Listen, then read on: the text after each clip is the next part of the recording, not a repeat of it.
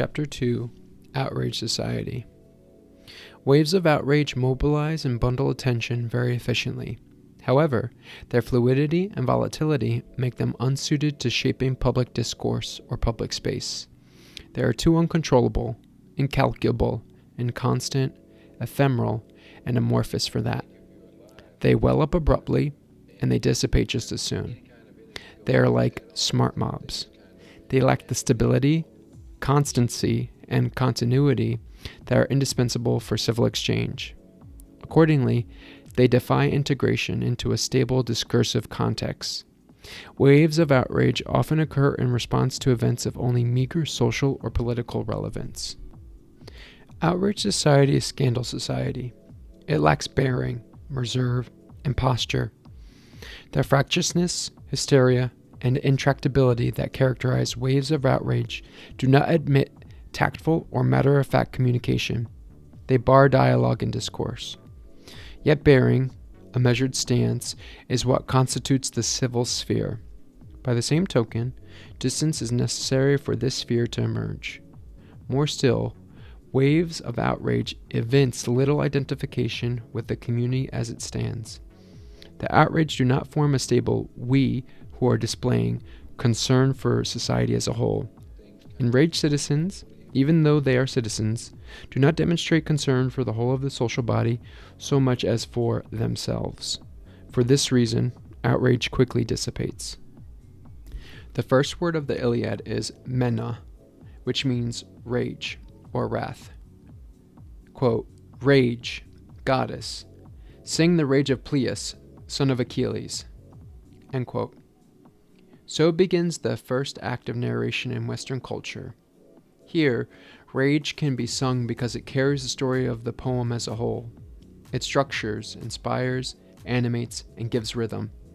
Simply put, it is the heroic medium of action. The Iliad is a song of rage.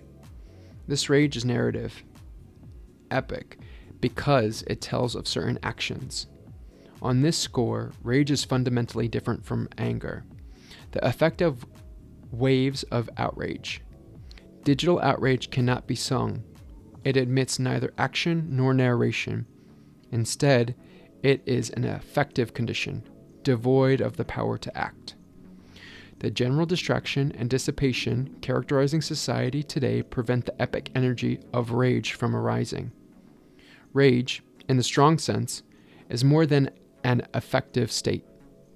It means the capacity or power to interrupt existing conditions and bring about new ones. In this way, it produces the future. Today's fits of outrage are extremely fleeting and scattered. Outrage lacks the mass, the gravitation, that is necessary for action. It generates no future. In The Crowd, a study of the popular mind, Gustave Le Bon defined modernity as the age of crowds. He identified it as a critical point in time when human thinking was in the course of changing. It was a, quote, period of transition and anarchy, end quote. In taking form, the society of the future would have to reckon with a new power, the power of masses. Thus, Le Bon laconically observes, quote, "The age we are about to enter will in truth be the era of crowds." Le Bon saw that the received power structures were falling apart. Now the, quote, voice of the masses, end quote, prevailed. The masses, he observed, have found syndicates before which the authorities capitulate one after the other.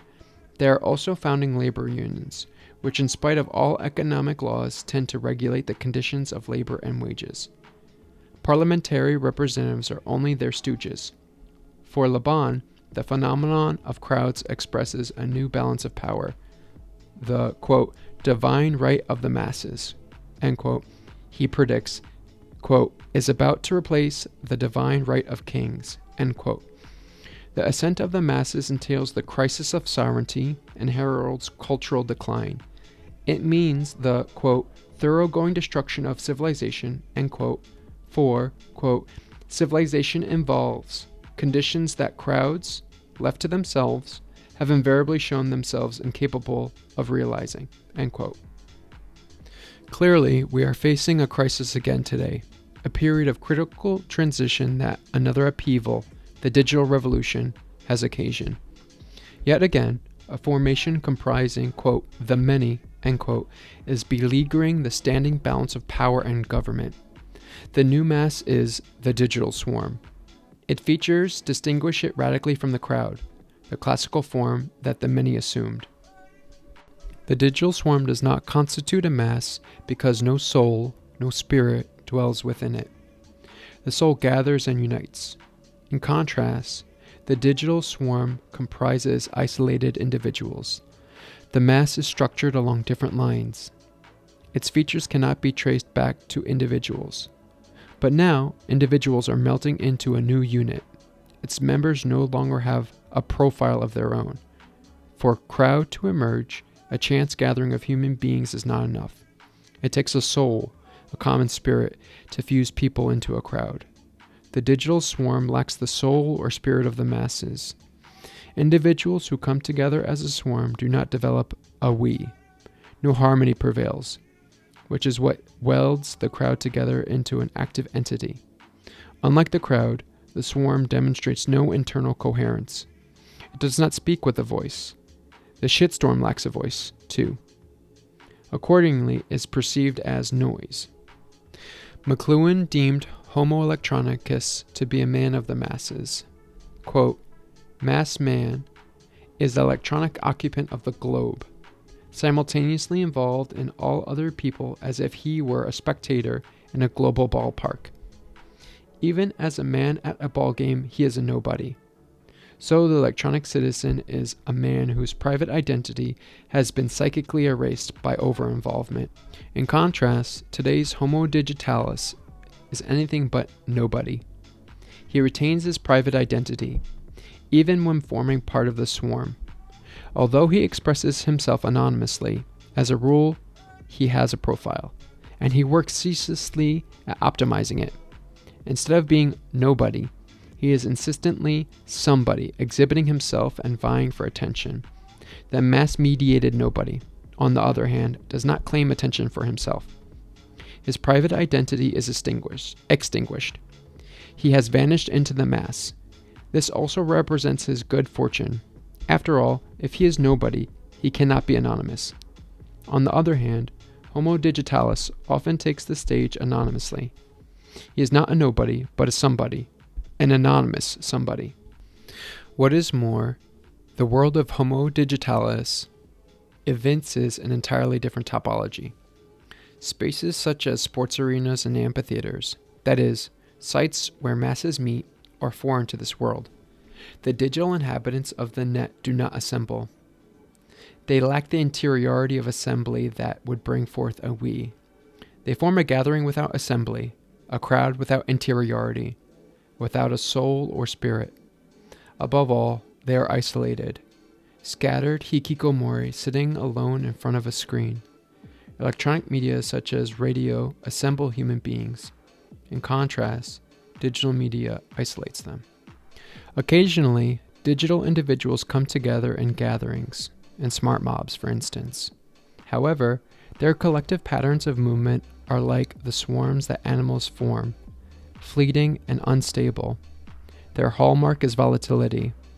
Furthermore, these groupings commonly seem carnivalesque, ludic, and non-binding. Herein lies the difference between the digital swarm and the classic crowd, which, as in the case of workers assembled in a mass, is not volatile but voluntative.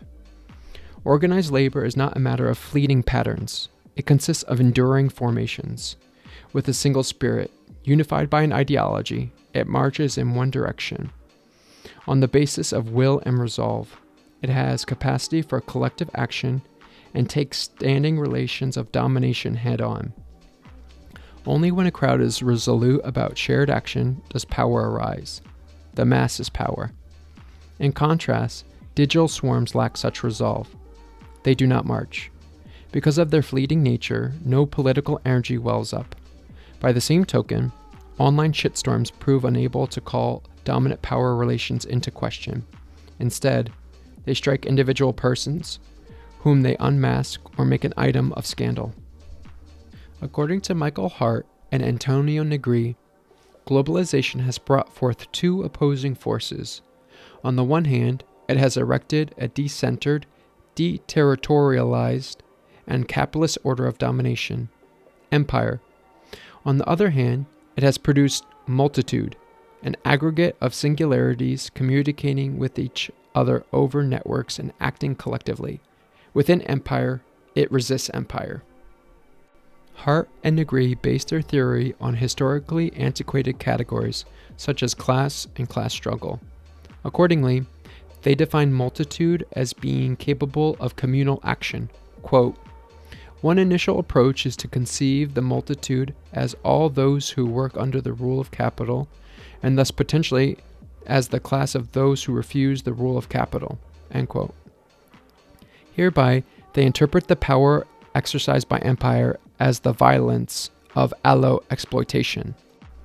The multitude is the real productive force of our social world, whereas empire is a mere apparatus of capture that lives only off the vitality of the multitude. As Marx would say, a vampire regime of accumulated dead labor that survives only by sucking off the blood of the living. It is meaningful to speak of class only when a plurality of classes exists. Multitude, however, signifies the sole class. All who participate in the capitalist system belong to it. In fact, empire does not refer to a ruling class that exploits the multitude. Everyone now thinks him or herself free, even while working to death. The contemporary achievement subject is perpetrator and victim in one. Negri and Hart do not recognize this logic of self-exploitation, which is much more efficient than the allo-exploitation. No one rules the empire. It is the capitalist system itself, which encompasses everyone. Today, exploitation is possible without any domination at all. Those subject to the neoliberal economy do not constitute a we that is capable of collective action. The mounting egoization and atomization of society is making the space for collective action shrink. As such, it blocks the formation of a counterpower that might be able to put the capitalist order in question. Socius has yielded to solus. Contemporary society is not shaped by multitude so much as solitude. The general collapse of the collective and the communal has engulfed it. Solidarity is vanishing. Privatization now reaches into the depths of the soul itself. The erosion of the communal is making all collective efforts more and more unlikely. Hart and Negri fail to notice this social development. Instead, they invoke a communist revolution to be achieved by the multitude. Their book concludes with a romantic apotheosis of communism. Once again, in postmodernity, we find ourselves in St. Francis of Assisi situation, posing against the misery of power, the joy of being. This is the revolution that no power will control, because biopower and communism, cooperation and revolution remain together, in love, simplicity, and also innocence. This is the irrepressible lightness and joy of being communists.